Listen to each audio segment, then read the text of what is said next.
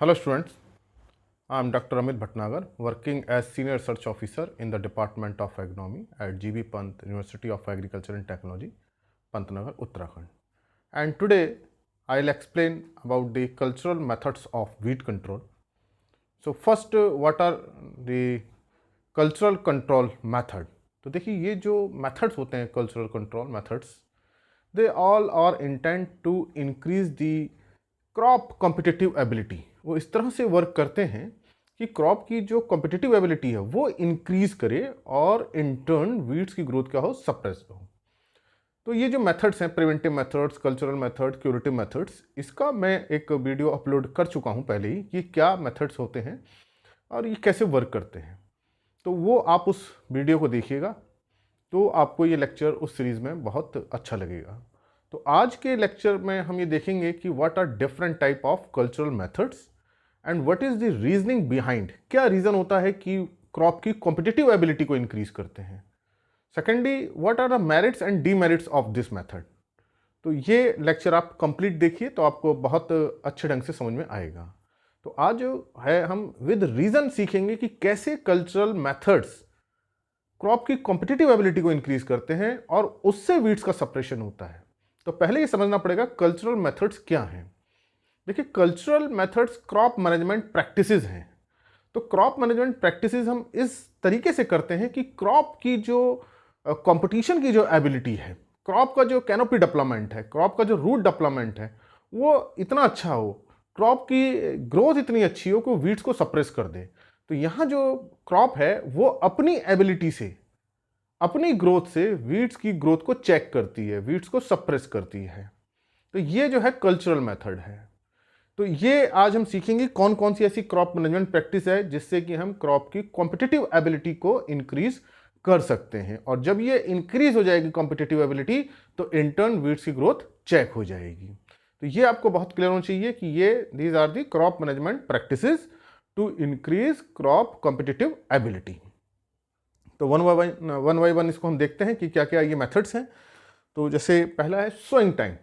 Sowing time is very important और किसी भी क्रॉप के लिए, किसी वैरायटी के लिए there is a particular sowing time. तो जब कोई वैरायटी किसी एरिया के लिए रिकमेंड की जाती है, रिलीज़ की जाती है, तो उसका सोइंग टाइम भी बताया जाता है कि अर्ली ड्यूरेशन है, लेट ड्यूरेशन है, टाइमली सोन है, लेट सोन है। तो उस टाइम के अकॉर्डिंग ही हमको क्रॉप की सोइंग करनी चाहिए, चाहे वो रबी क्रॉप्स हो चाहे वो खरीफ क्रॉप्स हो। तो उस टाइम पे जब हम क्रॉप की सोइंग करते हैं उस समय क्रॉप का ग्रोथ रेट जो है, क्रॉप का जो इमर्जेंस है या क्रॉप की जो ग्रो करने की एबिलिटी उस समय मैक्सिमम होती है। अगर हम सोइंग टाइम को आगे या पीछे करेंगे तो वो क्रॉप की जो एबिलिटी है ग्रो करने की वो अफेक्टेड होती है। तो जो सोइंग हमें करनी है वो बिल्कुल टाइमली ही करनी है, जिस टाइम के लिए वो रिलीज की गई है। अगर वो लेट सोन कंडीशन के लिए वैरायटी रिलीज की गई है तो उसकी हम लेट सोइंग करें। अगर हम अर्ली सोइंग करेंगे तो उसमें डेवलपमेंट नहीं होगा। इसी तरह से अगर कोई अर्ली सोन वैरायटी रिलीज है उसको हम जो है लेट में ले जाएं तब उसकी ग्रोथ नहीं होगी, क्योंकि ये क्रॉप वैरायटी का जो जीनोटाइप है इन्वायरमेंट के साथ उसका इंट्रैक्शन होता है।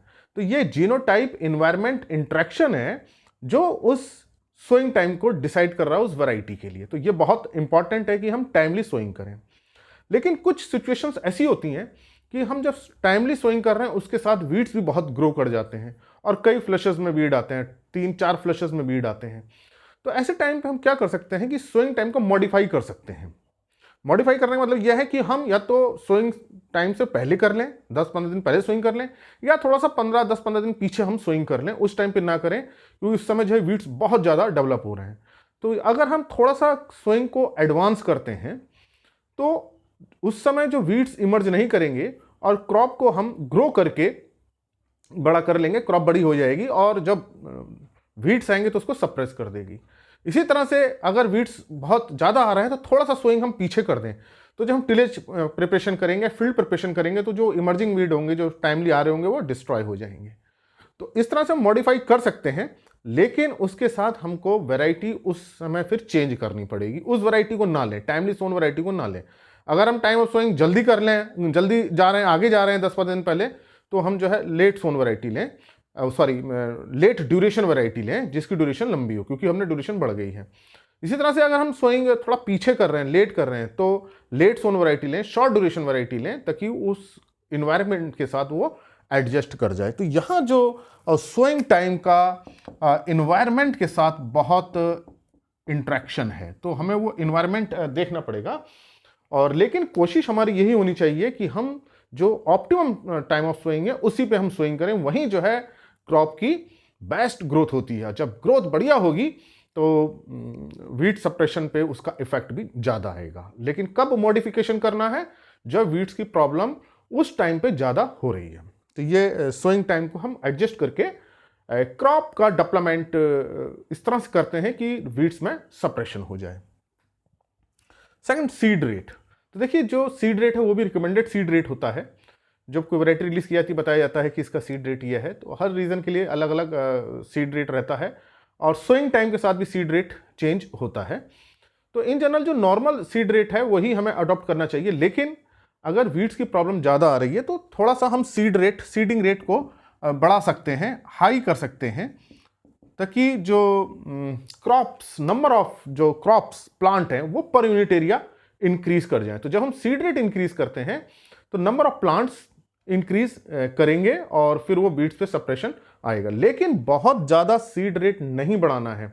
अगर बहुत ज़्यादा सीड रेट इंक्रीज कर दिया तो प्लांट्स में ही इतना ज़्यादा कंपटीशन हो जाएगा कि उसकी ग्रोथ नहीं होगी। तो कुछ सिचुएशंस में हम सीड रेट को इंक्रीज करके वीड्स पे सप्रेशन इफेक्ट ला सकते हैं। जब सीड रेट ज़्यादा होगा, नंबर ऑफ प्लांट्स ज़्यादा होंगे, तो उनका कैनोपी का जो कवरेज है वो ज़्यादा होगा, स्प्रेड ज़्यादा होगा, और कैनोपी जो फॉलिएज है, जो लीव्स हैं, वो उनके नीचे जो वीड्स इमर्ज कर रहे होंगे उन पर सप्रेशन इफेक्ट आएगा। लेकिन हमें ये ध्यान रखना है कि सीड रेट बहुत ज़्यादा नहीं होना चाहिए, नहीं तो क्रॉप की एडवर्स इफेक्ट आएगा, क्रॉप की यील्ड रिड्यूस हो जाती है, क्रॉप की जो क्वालिटी है वो रिड्यूस हो जाती है। Then planting geometry. तो देखिए प्लांटिंग ज्योमेट्री में हम अगर नैरो स्पेसिंग पे हम जाते हैं, जैसे कि अगर हम हाई सीड रेट कर रहे हैं तो हमें स्पेसिंग चेंज करनी पड़ेगी, थोड़ी सी नैरो स्पेसिंग करनी पड़ेगी, नहीं तो हम हाई सीड रेट कैसे अकोमोडेट करेंगे। हाई सीड रेट को स्पेसिंग से ही अकोमोडेट किया जाता है, स्पेसिंग नैरो करके। तो एक हमारा यह है कि हम नैरो स्पेसिंग कर लें, जो मान लीजिए स्पेसिंग मान लीजिए 45 सेंटीमीटर है रिकमेंडेड, तो उसको 40 कर लीजिए, 30 है तो उसको 25 कर लीजिए, थोड़ा सा कम कर लीजिए। तो जब नैरो स्पेसिंग करते हैं तो इसमें वही इफेक्ट होता है जो हाई सीड रेट का है, कि number of plants per unit बढ़ गए। तो जो प्लांट्स के जो क्रॉप के जो प्लांट्स हैं उनके बीच में कंपटीशन बढ़ जाता है। ये सही है कि क्रॉप के प्लांट्स के बीच में कंपटीशन बढ़ जाएगा, लेकिन चूंकि number of plants per unit area ज़्यादा हो गए हैं तो यील्ड मेंटेन रहती है। तो अगर हम पर प्लांट यील्ड देखें नैरो स्पेसिंग करने पे, तो पर प्लांट यील्ड तो कम होगी, लेकिन नंबर ऑफ प्लांट्स बढ़ गए हैं तो ओवरऑल यील्ड पे बहुत ज़्यादा इफेक्ट नहीं आएगा। देखिए जो क्रॉप की जो यील्ड है पर यूनिट एरिया डिपेंड करती है कि उसमें पर यूनिट एरिया में कितने प्लांट हैं मल्टीप्लाइड बाय यील्ड पर प्लांट कितनी है। तो हम जब स्पेसिंग नैरो करेंगे तो यील्ड पर प्लांट तो कम हो रही है, लेकिन नंबर ऑफ प्लांट ज्यादा हो रहे हैं, इससे जो यील्ड मेंटेन रहती है। लेकिन अगर हमने बहुत नैरो कर दी तो यील्ड पर प्लांट बहुत ज्यादा कम हो जाती है और फिर यील्ड पर यूनिट एरिया घट जाती है। तो यहां जो नैरो स्पेसिंग कर रहे हैं हम, वो नंबर ऑफ प्लांट्स को बढ़ाने के लिए कर रहे हैं ताकि वीड्स पे उसका सप्रेशन आए। तो जब नंबर ऑफ प्लांट्स ज्यादा रहेंगे तो क्या होगा कि उनका जो रूट्स है वो भी सॉइल में ज़्यादा रहेगी, तो वो जब रूट्स का एरिया ज़्यादा रहेगा तो वो न्यूट्रिएंट्स भी competitive ability as compare to weeds ज़्यादा रहेगी। रूट्स ज़्यादा है क्रॉप की तो न्यूट्रिएंट्स को जल्दी लेंगी, मॉइस्चर को जल्दी लेंगी। तो ये देखिए नीचे जो बिलो सॉइल जो कंपटीशन है उसमें कॉम्पिटिटिव एडवांटेज किसको मिला? क्रॉप को मिला। और अबव सॉइल जो कैनोपी डेवलपमेंट है वहाँ क्या है, सोलर रेडिएशन का इंटरसेप्शन वो कैनोपी से ज़्यादा होगा, स्पेस भी वो ज़्यादा कवर करेंगे। तो दोनों ही below soil above soil crop को कॉम्पिटिटिव एडवांटेज मिलता है और वीड्स का सप्रेशन होता है। लेकिन इस बात का ध्यान रखना है कि नैरो बहुत ज़्यादा नैरो नहीं होना चाहिए, नहीं तो क्रॉप प्लांट्स के बीच में ही इतना ज़्यादा कॉम्पिटिशन हो जाएगा कि क्रॉप प्लांट आपस में ही कॉम्पिटिशन करेंगे मॉइस्चर के लिए, न्यूट्रिएंट के लिए, सोलर रेडिएशन के लिए, कि उनकी पर प्लांट यील्ड कम हो जाएगी। तो प्लांटिंग ज्योमेट्री में थोड़ा सा नैरो हम कर सकते हैं उस सिचुएशन में जब वीड्स की प्रॉब्लम ज़्यादा आ रही है। अगर वीड्स की प्रॉब्लम बहुत ज़्यादा नहीं है तो फिर हमको रिकमेंडेड स्पेसिंग ही रखनी चाहिए, नैरो स्पेसिंग पे नहीं जाना चाहिए। दूसरा हम ये कर सकते हैं कि हम पेयर्ड रो बना के करें। पेयर्ड रो में सोइंग इस तरह से करती हैं, पेयर्स बनाए जाते हैं। इसको ऐसे समझिए कि मान लीजिए मेज क्रॉप है और उसकी रो स्पेसिंग 75 सेंटीमीटर है। ये मान लीजिए 75 सेंटीमीटर पे सोइंग की जा रही है मेज के प्लांट से 75 सेंटीमीटर। तो देखिए ये 2 रो में कितना स्पेस लगा, 150 सेंटीमीटर स्पेस लगा 2 रो में। तो पेयर्ड में हम ऐसा करते हैं कि 2 रोज को क्लोजली आते हैं, फिर 2 रोज को क्लोजली आते हैं, तो उनके बीच में स्पेस बढ़ जाता है।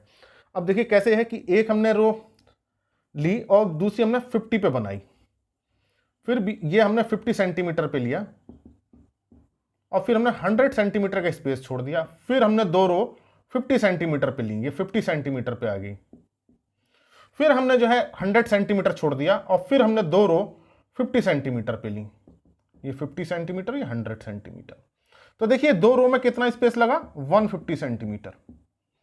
तो यहां भी देखिए 150 है, यहां भी 150 है। तो इसका मतलब per unit area number of plant same रहे, लेकिन हमने ज्योमेट्री चेंज कर दी। तो ज्योमेट्री चेंज करने से नंबर ऑफ प्लांट्स चेंज नहीं हुए हैं यहां पे।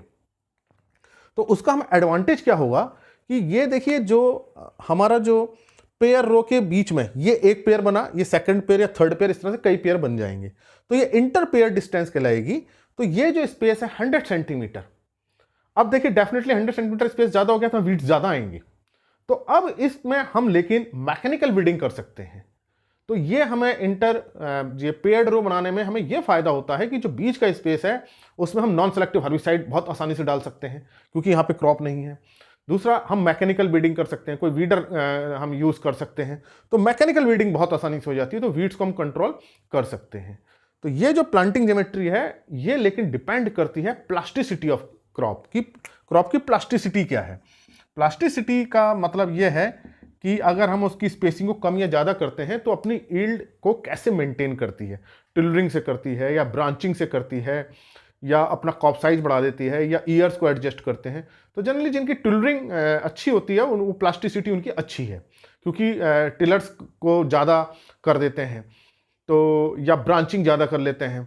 तो ये प्लास्टिसिटी पे डिपेंड करता है प्लांटिंग ज्योमेट्री। तो अगर प्लास्टिसिटी अच्छी है तो हम नैरो स्पेसिंग कर सकते हैं।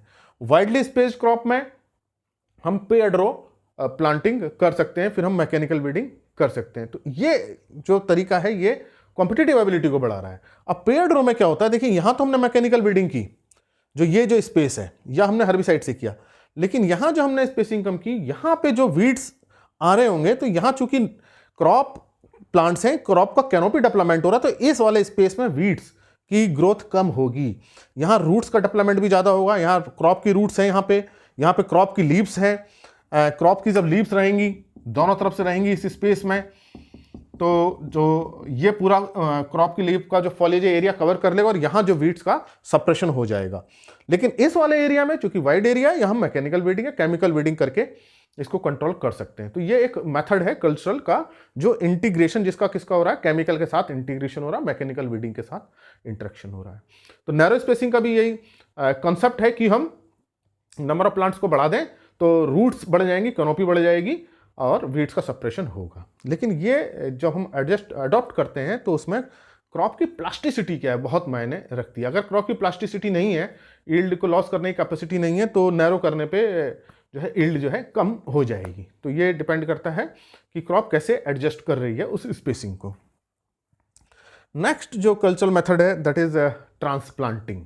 अगर हम किसी क्रॉप की ट्रांसप्लांटिंग कर सकते हैं, जैसे राइस क्रॉप, तो हमें फिर ट्रांसप्लांटिंग करनी चाहिए। और कुछ सिचुएशन में हम जो है पर्ल मिलेट की भी ट्रांसप्लांटिंग कर लेते हैं, मंडुवे की भी ट्रांसप्लांटिंग करते हैं, कुछ वेजिटेबल्स की ट्रांसप्लांटिंग करते हैं। तो 2 चॉइस रहती हैं, तो हम डायरेक्ट सीडिंग कर लें या हम ट्रांसप्लांटिंग कर लें। अगर चॉइस है हम पे ट्रांसप्लांटिंग की तो हमें ट्रांसप्लांटिंग करनी चाहिए। तो उसका एडवांटेज ये है ट्रांसप्लांटिंग का, देखिए जब मेन फील्ड में क्रॉप ट्रांसप्लांट की जाती है तो वो क्रॉप बड़ी रहती है, करीब 20, 25, 30 दिन की जब हम ट्रांसप्लांटिंग कर रहे हैं उतनी उसकी एज रहती है। तो जब मेन फील्ड को हम प्रिपेयर करते हैं उसमें जो हमने ट्रांसप्लांटिंग की उसकी एज उस समय 25 डेज या 30 डेज है प्लांट की। उस समय जब हमने उसको ट्रांसप्लांटिंग की उसके बाद उसमें जो वीड्स इमर्ज होने शुरू हुए, तो जो वीड्स की जो ग्रोथ पीरियड है वो जो ट्रांसप्लांटेड क्रॉप उससे 20-25 दिन पीछे है। तो उससे क्या होगा, ट्रांसप्लांटेड क्रॉप का जल्दी डेवलपमेंट हो रहा है, उसका रूट डेवलपमेंट जल्दी हो रहा है, कैनोपी डेवलपमेंट हो रहा है, तो वो वीड्स को सप्रेस कर लेंगे। तो ये ट्रांसप्लांटिंग का एडवांटेज है कि जो हमारी क्रॉप है वो वीट की ग्रोथ से एडवांस है, डिफरेंशियल ग्रोथ फेज रहता है दोनों में। इन जनरल अगर हम डायरेक्ट मतलब हम नॉर्मल सोइंग करते हैं तो क्या होता है, वीड्स भी इमर्ज करते हैं सेम साथ साथ, और क्रॉप सीड्स भी इमर्ज करते हैं, तो दोनों की ग्रोथ पीरियड साथ साथ चलता है। लेकिन ट्रांसप्लांटेड क्रॉप में ग्रोथ पीरियड ज़्यादा है, 20-25 दिन का, 30 दिन का ग्रोथ पीरियड ज़्यादा है। तो ये एक एडवांटेज हुआ। दूसरा एडवांटेज क्या है कि अगर हम मैकेनिकल वीडिंग करें इस क्रॉप में, ट्रांसप्लांटेड क्रॉप में, तो जो क्रॉप को जो डैमेज होता है, चाहे हम वीडर चला रहे हैं, कोनो वीडर चला रहे हैं, या कोई भी अगर हम मैकेनिकल वीडिंग कर रहे हैं, या कल्टीवेटर चला रहे हैं, किसी भी तरह से मैकेनिकल वीडिंग कर रहे हैं, हो चला रहे हैं, व्हील हो कर रहे हैं, तो उसमें चूंकि क्रॉप डेवलप हो चुकी है, तो उसमें मैकेनिकल डैमेज जो क्रॉप को वो कम होता है, और वीड्स तो डिस्ट्रॉय होते ही हैं। अदरवाइज अगर आप नॉर्मल सोइंग अगर क्रॉप है, उसमें वीड्स भी है, क्रॉप भी है, सेम ग्रोथ में चल रहे हैं, और जब मैकेनिकल वीडिंग करते हैं तो उसमें कुछ लॉस क्रॉप को भी होता है। लेकिन ट्रांसप्लांटेड क्रॉप में मैकेनिकल वीडिंग से लॉस कम रहता है, तो सेलेक्टिविटी रेशियो जिसको हम कहते हैं, वो सेलेक्टिविटी रेशियो ज्यादा है in case of transplanted crop. तो क्यों ज्यादा है, क्योंकि क्रॉप ऑलरेडी डेवलप हो चुकी है, नर्सरी में डेवलप हो चुकी है, उसकी यहां ट्रांसप्लांटिंग की गई है। तो ये इसका ट्रांसप्लांटेड क्रॉप का एडवांटेज है। फिर वैरायटी सिलेक्शन बहुत इंपॉर्टेंट है। वैरायटी को मैं पहले बता चुका हूं कि सोइंग टाइम के साथ इसका बड़ा इंट्रैक्शन रहता है वैरायटी का, इसको मैं डिस्क्राइब कर चुका हूं। दूसरा, वैरायटी हमें उस एरिया में लेना चाहिए जिसमें कॉम्पिटिटिव ट्रेट हो। कॉम्पिटिटिव ट्रेट का मतलब यह है कि उसका जो रूट डेवलपमेंट्स है वो बहुत जल्दी हो, कैनोपी डेवलपमेंट बहुत जल्दी हो, जल्दी अपना लीफ डेवलपमेंट कर ले, उसमें न्यूट्रिएंट एक्सट्रैक्शन करने की, वाटर एब्जॉर्प्शन करने की कैपेसिटी अच्छी हो, उसका क्रॉप ग्रोथ रेट ज़्यादा हो, तो क्या करेगा, रूट्स में भी जो रूट्स का स्प्रेड सॉइल में बहुत जल्दी होगा, और ऊपर कैनोपी डेवलपमेंट बहुत जल्दी होगा। तो ये अर्ली ग्रोथ हो जाएगी, अर्ली इमरजेंस हो, उसका स्टैब्लिशमेंट जल्दी हो जाए, क्विक उसका जर्मिनेशन हो। तो ये सारे कॉम्पिटिटिव ट्रेट्स हैं जिससे वीड्स से पहले ही क्रॉप जो है फील्ड में स्टैब्लिश हो जाएगी। सोइंग क्रॉप के साथ वीड्स भी हैं, इरिगेशन साथ साथ हुआ है, सब कुछ साथ हुआ है, लेकिन कॉम्पिटिटिव ट्रेट होने की वजह से यहां एडवांटेज किसको मिल रहा है, वैरायटी को। तो रूट डेवलपमेंट जल्दी हो रहा है, कैनोपी डेवलपमेंट जल्दी हो रहा है, तो वो ऐसी सिचुएशन में वीड्स को सप्रेस कर देंगे। तो ये कॉम्पिटिटिव ट्रेट्स हैं। तो कुछ वैरायटी होती हैं ऐसी जिनका रेडिकल ग्रोथ, प्लूमल ग्रोथ बहुत फास्ट होता है, लीफ डेवलपमेंट फास्ट होता है, क्रॉप ग्रोथ रेट ज़्यादा होता है, तो इन वैरायटी को ही ग्रो करना चाहिए। और राइस की कुछ वैरायटी ऐसी हैं जो एलिलोकेमिकल्स को सिक्रीट करती हैं। तो वो ऐसी वैरायटी जो एलिलोकेमिकल को सिक्रीट करती हैं, उसका इफेक्ट वीड्स पर आ रहा है, तो उन क्रॉप को हम हाई वीड एरिया में बो सकते हैं जहाँ वीड्स की प्रॉब्लम ज़्यादा है, तो उन वैरायटी को हम ग्रो कर सकते हैं। तो ये कॉम्पिटिटिव ट्रेड्स हैं। लेकिन अगर जो टॉल वैरायटी है, देखिए टॉल वैरायटी है, लंबी होगी और उनका शेडिंग इफेक्ट होगा, नीचे वीड्स पर शेडिंग इफेक्ट आएगा, तो ऐसा लगता है कि टॉल वैरायटी जो है वीड्स पे सप्रेशन देंगी। लेकिन टॉल वैरायटी का ये प्रॉब्लम होती है कि टॉल वैरायटी अगर बहुत ज़्यादा टॉल है तो वो नेगेटिवली कोरिलेटेड होती है ईल्ड से। टॉल वैरायटी में ईल्ड नेगेटिवली कोरिलेटेड है, क्योंकि उसमें जो है ड्राई मैटर स्टेम में रहता है, लीफ में नहीं रहता। तो ये एक प्रॉब्लम है। जो इंडिजीनियस वैरायटी है, टॉल वैरायटी है, उनका ईल्ड कम है। दूसरा, टॉल वैरायटी जो है सेंसिटिविटी है लॉजिंग के लिए, तो लॉजिंग की प्रॉब्लम भी हो सकती है। तो ऐसा ना सोचे कि टॉल वैरायटी है तो हम इसको बोलें इसमें कॉम्पिटिटिव ट्रेट है, नहीं, ये टॉल वैरायटी के लिए ये कॉम्पिटिटिव ट्रेट वीड सप्रेशन में फिट नहीं होगा। तो कॉम्पिटिटिव ट्रेट में किस बात का ध्यान रखना है कि उसका अर्ली एस्टेब्लिशमेंट हो, उसका ग्रोथ रेट ज़्यादा हो, ताकि वो सप्रेशन करे। तो ये वैरायटी का चॉइस है। तो वैरायटी की चॉइस किस पर डिपेंड कर रही है, सोइंग टाइम पे डिपेंड कर रही है, वैरायटी की चॉइस प्लास्टिसिटी पे डिपेंड कर रही है, और वैरायटी की चॉइस कॉम्पिटिटिव ट्रेड्स पे डिपेंड कर रही है। तो ये मैंने आपको बताया कि कौन सी वैरायटी हमें चूज करनी चाहिए, और वैरायटी इन जनरल जिस एरिया के लिए रिकमेंड है वही बोनी चाहिए। मानो कोई हिल एरिया की वैरायटी, उसको हम प्लेन एरिया में बो दें, हिल एरिया में तो अच्छी ईल्ड दे रही है, और हमने पढ़ा कि भाई हिल एरिया में इसकी बहुत अच्छी ईल्ड है, और हमने अपने एरिया में बो दिया, हमारा प्लेन एरिया है, तो वहां ये प्लेन एरिया में उसका परफॉर्मेंस नहीं होगी, क्योंकि उसका जीनोटाइप डेवलप हुआ है हिली एरिया के लिए। इसी तरह से अगर सब ट्रॉपिकल एरिया की वैरायटी टेम्परेट एरिया में ग्रो करें तब वो डेवलप नहीं होगी। तो वैरायटी जिस जोन के लिए रिकमेंड है, एक तो उसी एरिया में हमको बोनी चाहिए। तो दूसरा, डिसीज रेसिस्टेंट वैरायटी है तो बहुत अच्छा है, क्योंकि अगर मान लीजिए डिसीज ससेप्टिबिलिटी हो रही है, मान लीजिए वीट की वैरायटी है, रस्ट आ गया, तो वीट्स के प्लांट तो ऐसे ही कमजोर हो गए, और ऐसी सिचुएशन में क्या करेंगे, वीट्स को ओवर कम्पीट कर देंगे और गेहूं की ग्रोथ जो है खराब हो जाएगी। तो इस बात का हमें ध्यान रखना चाहिए कि डिसीज रेसिस्टेंट वैरायटी हो, ताकि उसकी एबिलिटी, ग्रो करने की एबिलिटी बनी रहे। तो ये वैरायटी के मैंने आपको ट्रेट्स बताए, कौन कौन से ट्रेट्स हैं। तो इन जनरल हमें को उसी एरिया के लिए जो रिकमेंड की गई है वही वैरायटी बोनी चाहिए। किसी दूसरे एरिया में परफॉर्म कर रही है उसको देख करके हम अपने एरिया में उसको ग्रो ना करें। अनदर इज इंटरक्रॉपिंग, इसको हम लिविंग मल्च भी कहते हैं।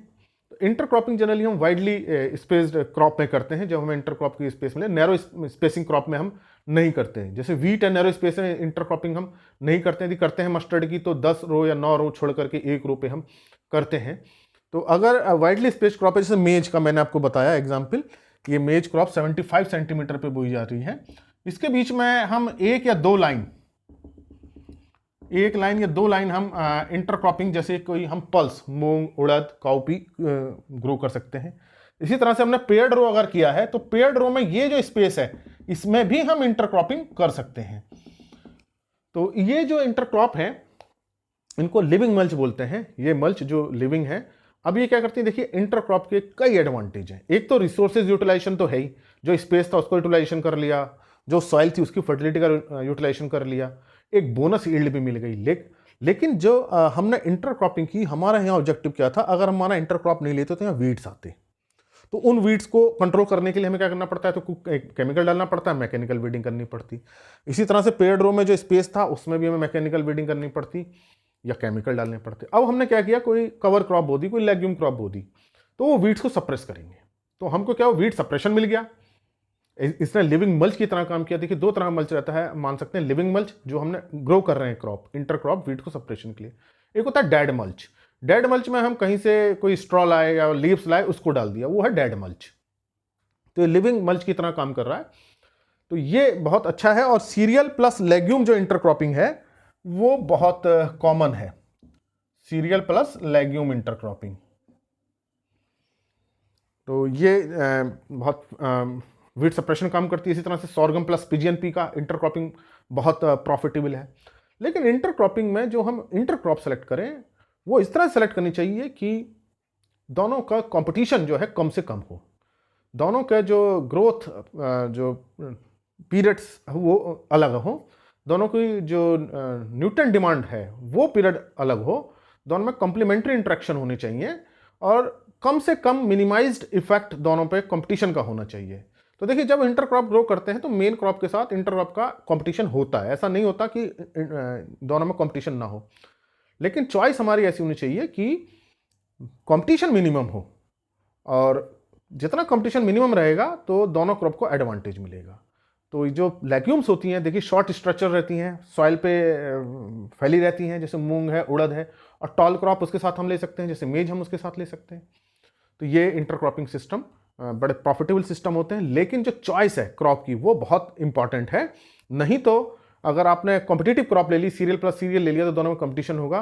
तो जितना इफेक्ट वीड्स के आने से नहीं हो रहा होगा उससे ज़्यादा जो लॉस है दोनों के कंपटीशन से हो जाएगा और यील्ड कम हो जाएगी। तो इंटरक्रॉपिंग में बड़ा हमें ध्यान रखना चाहिए कि क्रॉप की हम चॉइस क्या कर रहे हैं। नेक्स्ट है फर्टिलाइजेशन। फर्टिलाइजेशन में न्यूट्रिएंट्स हमको इस तरह से देने हैं कि न्यूट्रिएंट्स की अवेलेबिलिटी वो क्रॉप को ज़्यादा हो, क्रॉप का एक्विजिशन ज़्यादा हो। इन जनरल क्या करते हैं, हम ब्रॉडकास्ट कर देते हैं फर्टिलाइजर को। तो पूरा एरिया, जैसे मान लीजिए पूरे एरिया में हमने फर्टिलाइजर डाल दिया, तो अब क्या होगा, क्रॉप तो इस एरिया में है, केवल यहाँ पे क्रॉप है, और फर्टिलाइजर पूरे एरिया में चला गया, तो वो न्यूट्रिएंट्स क्या होते हैं, वीड्स को भी मिल जाते हैं। तो ब्रॉडकास्टिंग को अवॉइड करना चाहिए। तो हम कहाँ करें, न्यूट्रिएंट का एप्लीकेशन वहाँ करें जहाँ सीड जोन हो। तो ये सीड जोन देखिए यहाँ पे है, तो हम बैंड प्लेसमेंट करें, क्रॉप रो जोन में करें, ताकि जो न्यूट्रिएंट्स है वो क्रॉप की रूट्स को मिल जाए। तो क्रॉप की ग्रोथ स्टिमुलेट होगी और वीड्स को न्यूट्रिएंट नहीं मिलेंगे। तो ऐसी सिचुएशन में क्या होगा, क्रॉप का डेवलपमेंट ज़्यादा होगा, ग्रोथ ज़्यादा होगी और वीड्स की ग्रोथ कम रहेगी। तो ये एक न्यूट्रिएंट एप्लीकेशन से हम कर सकते हैं। दूसरा यह है कि अगर हम हैवी डोज यूज़ कर रहे हैं तो हैवी डोज का यूज़ न्यूट्रिएंट जो है वीड्स कर लेंगे। दूसरा जो हैवी डोज है वो क्रॉप उतनी जल्दी उसको अपटेक नहीं कर पाएगी, क्योंकि न्यूट्रिएंट डिमांड जो है शुरू में ग्रोथ कम रहती है, स्लो रहती है, तो न्यूट्रिएंट डिमांड कम रहती है। तो हमको क्या करना चाहिए, ऐसा नहीं करना चाहिए हमने शुरू में बहुत ज़्यादा डोज डाल दी तो वो न्यूट्रिएंट का या तो लॉस हो जाएगा या क्रॉप को नहीं मिल पाएगा उतना, या वीड्स उसका यूज़ कर लेंगे, तो टोटल हमारा इसमें लॉस होता है। तो ऐसी सिचुएशन में हमको स्प्लिट डोज करनी चाहिए, स्प्लिट नाइट्रोजन अप्लीकेशन करना चाहिए। और स्प्लिट में भी हमको क्या करना चाहिए, साइड ड्रेसिंग करनी चाहिए। साइड ड्रेसिंग मतलब यह है, क्रॉप माना 30-35 दिन की है, तो हम जो यूरिया डालें बिल्कुल क्लोज, इसके क्लोज डालें, रोज के क्लोज में डालें, ताकि क्रॉप को ही वो न्यूट्रिएंट मिले। उसमें हमको ऊपर से ऐसे करके ब्रॉडकास्ट नहीं करना चाहिए। लेकिन जैसे वीट जैसी क्रॉप है, नैरो क्रॉप है, उसमें ऊपर से ही करना पड़ता है, उसमें कोई चॉइस नहीं होती। लेकिन अगर हमको साइड ड्रेसिंग की चॉइस है तो हमको फिर उसमें साइड ड्रेसिंग ही करनी चाहिए। तो ये क्रॉप ग्रोथ का स्टिमुलेशन हम कर सकते हैं बैंड प्लेसमेंट करके, स्प्लिट एप्लीकेशन करके और क्लोज टू क्रॉप रो। तो ये अगर हम इस तरीके से करते हैं तो हम न्यूट्रिएंट की जो अवेलेबिलिटी है क्रॉप के लिए बढ़ा सकते हैं, और इन टर्न क्या होगा, क्रॉप की ग्रोथ ज़्यादा होगी और वीड्स पे उसका सप्रेशन होगा। नेक्स्ट है irrigation water management. Irrigation water management में ये हमको ध्यान रखना है कि अगर हम फ्रीक्वेंट इरिगेशन करते हैं, बार बार इरिगेशन करते हैं, तो इससे क्या होता है, वीड्स के सीड स्टिमुलेट होते हैं और वीड्स इमर्ज करते हैं, तो वीड्स की प्रॉब्लम बढ़ती है। तो कोशिश ये होनी चाहिए कि फ्रीक्वेंट इरिगेशन ना करें। अगर फ्रीक्वेंट इरिगेशन करेंगे तो उसमें वहाँ वीड्स का स्टिमुलेशन ज़्यादा होगा। तो अब किस तरह से हम करें, तो देखिए उसमें हमको फ्रीक्वेंट इरिगेशन नहीं करना है, इस बात को ध्यान रखें। अगर हम पे ड्रिप या स्प्रिंकलर हम उस क्रॉप में एडजस्ट कर सकते हैं तो हमको ड्रिप या स्प्रिंकलर का यूज़ करना चाहिए, ताकि जो वाटर की जो मॉइस्चर की एबिलिटी क्रॉप को ज़्यादा हो, वीड्स को कम हो। तो लेकिन हर जगह ये ड्रिप और स्प्रिंकलर नहीं लग सकता है। और अगर हम पे राइस क्रॉप है तो राइस क्रॉप में हमको समर्जेंस कंडीशन मेंटेन रखनी चाहिए, वाटर मेंटेन रखना चाहिए फील्ड में, ताकि जो वीड्स कम आए। तो जो लो लैंड रहता है वहाँ वाटर अगर स्टैंडिंग है तो पॉन्डिंग, वाटर पॉन्डिंग रहेगी, तो वीड्स इमर्ज नहीं करेंगे। अगर अपलैंड कंडीशन है तो वहाँ वीड्स ज़्यादा आएंगे। तो राइस के केस में हमको समर्जेंस रखना चाहिए। तो ये इरिगेशन मैनेजमेंट पर्टिकुलरली राइस में हम कर सकते हैं। बाकी क्रॉप में इतना इरिगेशन मैनेजमेंट नहीं हो पाता है, क्योंकि जब क्रॉप को जरूरत होगी तभी हम उसको इरिगेशन करेंगे। तो इरिगेशन में हमको ये ध्यान रखना है कि फ्रीक्वेंट इरिगेशन ना करें, जब क्रॉप कोई ज़रूरत हो तभी करें, अननेसेसरी ना करें, नहीं तो वीड्स ज़्यादा आएंगे। दूसरा, अगर राइस का केस है तो हम वहाँ सबमर्जेंस रखें, ताकि वाटर पॉन्डिंग से वीड्स सप्रेस रहें। तो ये मैंने आपको कल्चरल मेथड्स बताए, और इनका पर्पज़ कल्चरल मेथड का क्या है, क्रॉप की कॉम्पिटिटिव एबिलिटी को इंक्रीज करना, ये इसका ऑब्जेक्टिव है थ्रू क्रॉप मैनेजमेंट प्रैक्टिसेस। अब हमने जो ये मेथड्स पढ़े, इसके कुछ मेरिट्स हैं, डीमेरिट्स हैं। तो जो ये रीजनिंग के साथ उन्होंने पढ़ा वो आप समझ गए होंगे, इसके मेरिट क्या है, डीमेरिट्स क्या है। अब मैं उसको बताता हूं तो आपको बहुत अच्छा समझ में आएगा।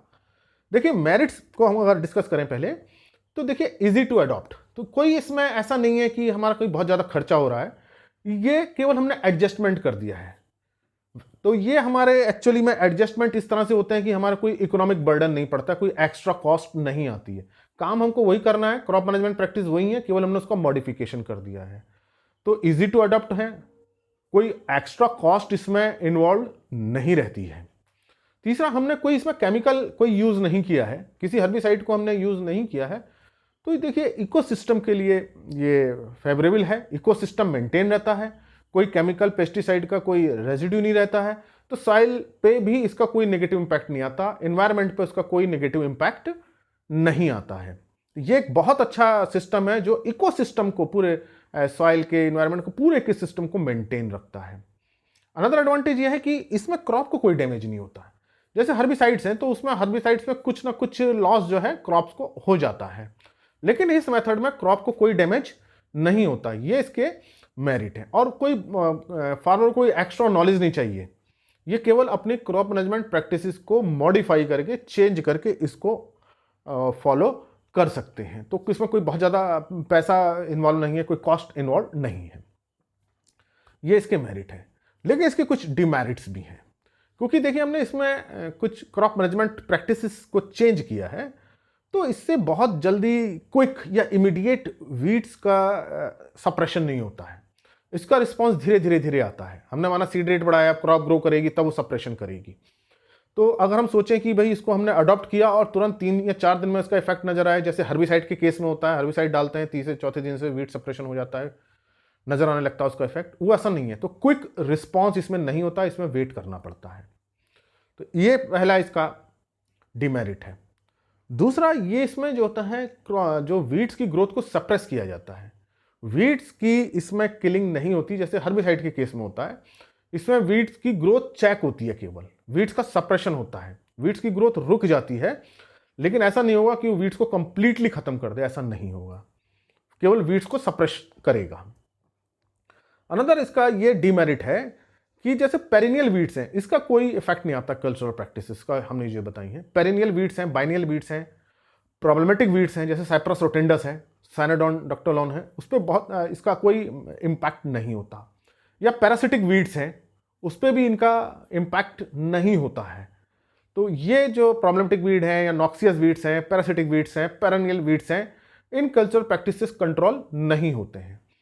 तो इसका मतलब ये नहीं है कि हमको ये कल्चरल प्रैक्टिसेस छोड़ देनी चाहिए। तो कल्चरल प्रैक्टिसेस दूसरे वीड्स को कंट्रोल कर रही हैं और इन वीड्स के लिए हमें कोई दूसरे मेथड अडॉप्ट करने चाहिए। तो हमें इंटीग्रेशन में काम करना चाहिए। तो जो भी हम वीड कंट्रोल कर रहे हैं, चाहे प्रिवेंटिव है, चाहे वो कल्चरल है, चाहे क्यूरेटिव है, उन सबका इंटीग्रेशन होना चाहिए। केवल सिंगल अप्रोच से वीड कंट्रोल नहीं करना चाहिए, इंटीग्रेटेड वीड मैनेजमेंट को अप्रोच करना चाहिए। अब जब हम इंटीग्रेटेड वीड मैनेजमेंट करेंगे तो हमें प्रिवेंटिव मेथड भी करने चाहिए, कल्चरल प्रैक्टिस भी करनी चाहिए, फिजिकल भी, मैकेनिकल भी, बायोलॉजिकल भी, केमिकल भी। तो अब कौन से करेंगे, इसलिए हम इसकी स्टडी करते हैं कि कौन कौन से मेथड है, किस किस को हम अडॉप्ट कर सकते हैं। तो डीमेरिट होने का मतलब ये नहीं होता है कि हमको वो प्रैक्टिस छोड़ देनी है। डीमेरिट का मतलब यह है कि हमको दूसरी प्रैक्टिस भी अडॉप्ट करनी है ताकि उसके डीमेरिट के इफेक्ट खत्म हो जाए। तो ये कल्चरल मेथड्स थे कि कैसे कल्चरल मेथड्स कंट्रोल करते हैं वीड्स को रीजनिंग के साथ, क्या मेरिट है और क्या डीमेरिट है। तो कल्चरल मेथड्स के साथ अगर कुछ वीड कंट्रोल्स नहीं हो रहे, नहीं तो हम दूसरे मेथड्स को भी इंटीग्रेट करें। तो ये लेक्चर आई होप आपकी समझ में आ गया होगा। तो इसको आप लाइक करें और स्टूडेंट्स का शेयर करें। अगर चैनल सब्सक्राइब नहीं किया है तो सब्सक्राइब करें। Thank you very much.